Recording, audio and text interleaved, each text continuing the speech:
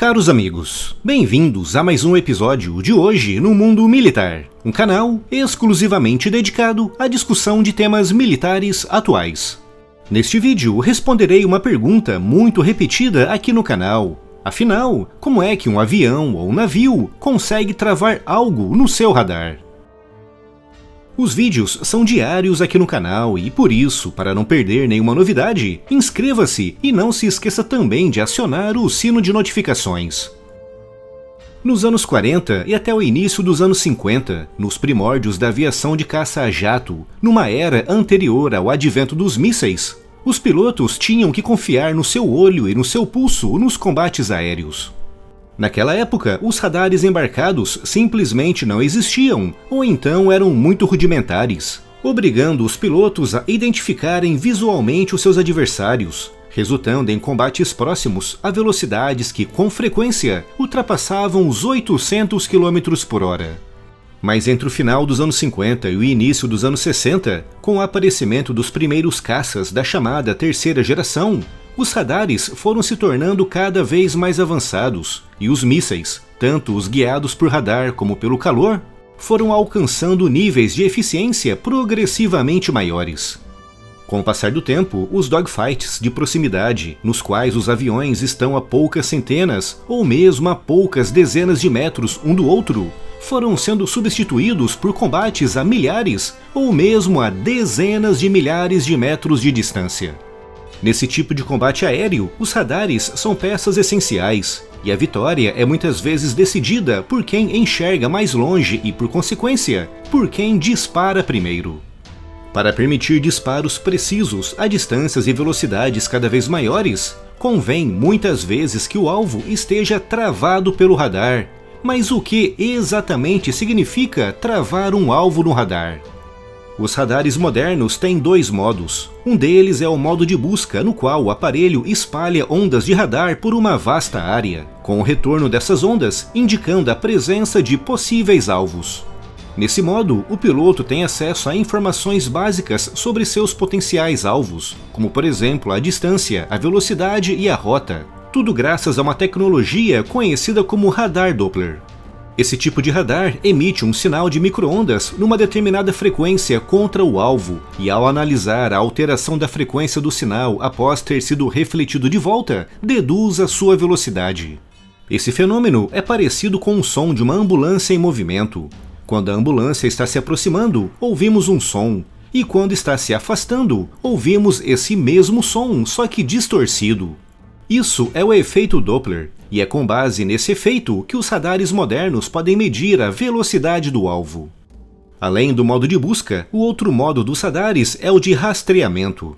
O piloto, ao ver no radar em modo de busca vários potenciais alvos, pode selecionar um, iniciando então o rastreio automático desse alvo.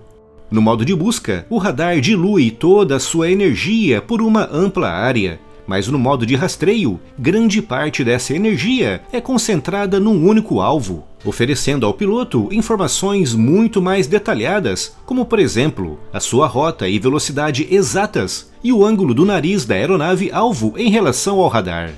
Alguns radares modernos são capazes de rastrear múltiplos alvos, ao mesmo tempo em que mantêm o modo de busca ativo. Ou seja, os radares vão alternando em milésimos de segundo, ora focando grande parte da sua energia em um ou mais alvos no modo de rastreio, e ora espalhando toda a sua energia pela maior área possível, dando assim ao piloto, além do acompanhamento detalhado de alguns alvos, uma visão o mais ampla possível do seu entorno, algo que se chama consciência situacional. E é quando um radar está em modo de rastreio sobre um ou mais alvos que se diz que esses alvos estão travados no radar.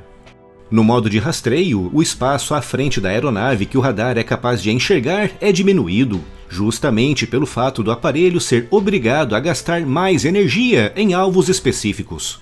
Por exemplo, um radar em modo de busca enxerga o que está à frente num ângulo de 60 a no máximo 90 graus, mas no modo de rastreio, para travar algo no alvo, esse ângulo pode ser reduzido para 40 graus ou menos.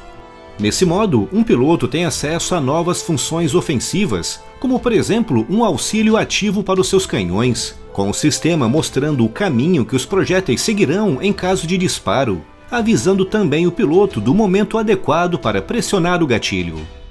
Nesse modo, o piloto pode também disparar os seus mísseis com radares passivos, mísseis que usam os radares da aeronave para se guiarem até o alvo. Os mísseis com radares ativos não precisam obrigatoriamente aguardar por um alvo travado pelo radar, já que estão equipados com radares próprios. No entanto, como esses radares são muito mais simples e imprecisos, os pilotos costumam aguardar pelo travamento do alvo, pois assim podem dar ao míssil indicações mais precisas. Os mísseis guiados por calor, como o AIM-9 Sidewinder, como se guiam até o alvo pela radiação infravermelha dos motores, não precisam aguardar pelo travamento do alvo pelo radar, com o piloto se guiando por um zumbido produzido pelo sensor infravermelho do seu míssil. Quando esse zumbido chega a um determinado tom, é sinal de que a cabeça de busca do míssil reconheceu a assinatura de calor do alvo, com o piloto podendo então dispará-lo. E quando um avião ou um navio é travado no alvo, o piloto ou os tripulantes sabem imediatamente disso, já que, como expliquei, tudo não passa de ondas de radar. Um avião normalmente só enxerga pelo radar aquilo que está à sua frente no ângulo entre os 40 e os 90 graus, mas tem sensores espalhados por todos os lados que detectam ondas de radar. E quando essas ondas estão concentradas com alta energia, é sinal de que ele está sendo travado no alvo, levando à emissão de alertas visuais e sonoros. Não esqueça de conferir as novidades da loja. Produtos de qualidade com temas e estampas incríveis, uma excelente opção de presente para esse Natal. E ao comprar na loja, estará ajudando diretamente o projeto do Hoje no mundo militar. O link da loja está aqui na descrição. Σωστόντες θα βρεθόμαστε με αυτούς 25.000 λίτρα ήλ. Κόπη. Έχουμε για κουβέντα και παρατηρητής 1 με 2. Ελήφθη 2 και 2 και αυτή, 2 και 2. Ωραία. Πέρας για τον τρέιλερ. Κόπη. Ο λίτερ είναι και οι δυο στραβάνε και είναι ψηλότερα. Αλήθεια visual. Διασταυρώνονται τώρα, παίρνω εγώ τον αριστερό. Είναι στάκα από πάνω, σε διάλεξα. Σε βλέπω. Θα δέσει το πάρεις τον... Προσεγγίζει κι άλλο γκρουπ από το 275 ναυτικά μίλια, 3.000. Κόπη. Παραμένουμε με τους ψηλούς. Ελήφθη πάντα με τους ψηλούς. Πάρε πως είναι τώρα το λυτικότερο. Ελήφθη. Ελήφθη, παραμένω αυτή χαμηλότερα.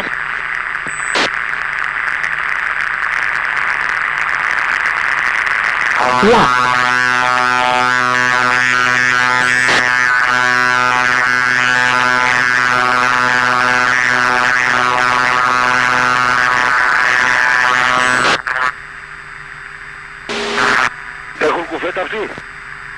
Πάντα με αυτούς. Όντας πάντα οδηγείς την άπια τους άλλους. Λες και με αυτούς οι άλλοι είναι βόρεια στο 60, 10 ναυτικά μίλια απομακρυνόμενοι. Ελήφθη. Σεν. Πάμε 48. Οκ. Πάμε φεύγουμε. Altitude. Altitude. Παρέμεινε ψηλότερα, δες τον άλλο τι κάνει μπροστά. Ανάω από πάνω σου. Βίζουαλισε.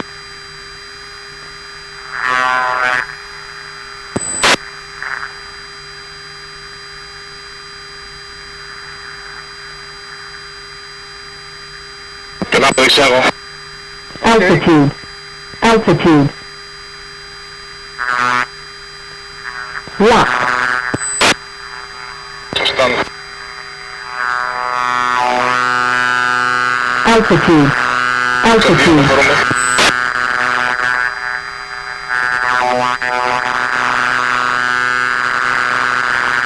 Μην προσεγγίσεις πιο κοντά. Τα παραπάνω ψηλότερα. Οκ. Εμείς εκεί θα φεύγουμε με ανατολική.